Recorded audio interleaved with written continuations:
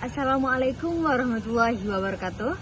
Perkenalkan, saya Lubna Azizatul Ula dengan NIM E1C023100018 dari semester 3 kelas A Program Studi Pendidikan Bahasa dan Sastra Indonesia Fakultas Keguruan dan Ilmu Pendidikan Universitas Mataram. Baik, di sini saya akan memaparkan pemahaman saya terkait materi pendekatan linguistik dalam pembelajaran bahasa yang sudah saya presentasikan di dalam kelas. Saya langsung saja. Di dalam materi ini terdapat 3 jenis pendekatan, yakni pendekatan linguistik tradisional dan struktural dalam pembelajaran bahasa Indonesia serta pendekatan pembelajaran bahasa Indonesia secara komunikatif. Poin yang pertama, ada pendekatan linguistik. Dalam pemahaman saya, ialah bahasa yang menggunakan bahasa itu sebagai titik awal untuk mendekati, menganalisis, dan membahas suatu hal. Sedangkan linguistik itu ilmu yang mempelajari bahasa secara ilmiah, termasuk bahasa daerah, Indonesia, dan asing. Kemudian linguistik tradisional memiliki asumsi dalam mengkaji bahasa, dapat disebut sebagai studi bahasa berdasarkan pada studi filsafat, studi bahasa bertolak dari bahasa tulis, dan berbahasa harus benar berdasarkan kaidah.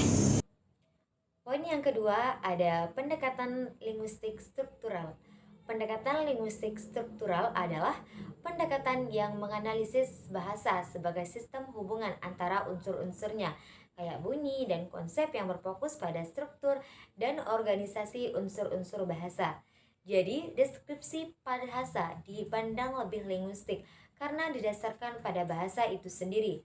Berbeda dengan linguistik tradisional yang mengidentifikasi bahasa berdasarkan prinsip-prinsip filosofis, sehingga membuat penemuannya normatif dan filosofis. Dari mengidentifikasi struktural ini dianggap sebagai hasil penting linguistik dengan fokus pada teori dikotomi bahasa, yang berarti bahasa itu dapat dikotomikan secara berpasang-pasangan. Yang pertama, langue, yakni pengetahuan seseorang mengenai bahasanya. Yang kedua, farol, yakni nunjukin kemampuan memahami makna dari teks yang dibaca atau didengar.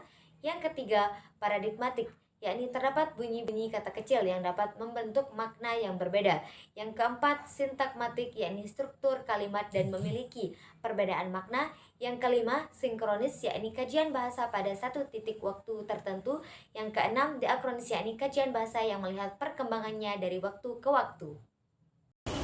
Poin yang ketiga, ada pendekatan komunikatif, ialah landasannya berpikir bahwa mampu menggunakan bahasa dalam berkomunikasi, yang bertujuan untuk meningkatkan keterampilan siswa dalam berkomunikasi, meningkatkan pembinaan dan pengembangan kemampuan komunikatif siswa.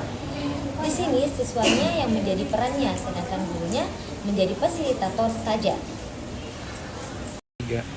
Baik, itu tadi pemahaman dari materi yang saya pahami. Sekian dan terima kasih. Wabillahi taufiq wal hidayah. Wassalamualaikum warahmatullahi wabarakatuh.